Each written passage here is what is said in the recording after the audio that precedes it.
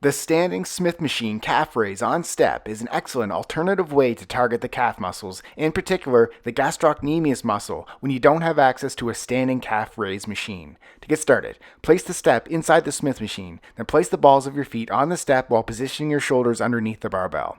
To target different sides of the calves, you can keep your toes straight to target the overall gastrocnemius portion of the calf muscle. With toes in, you're targeting the outside, and with toes out, you're targeting the inside of the calves.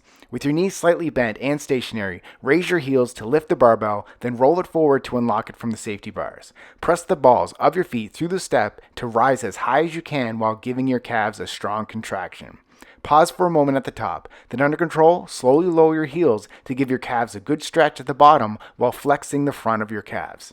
Your knees should be stationary throughout the range of motion, meaning there is no movement at the knees during the raising or lowering of the heels. Repeat for reps. Subscribe to get a new exercise video every day.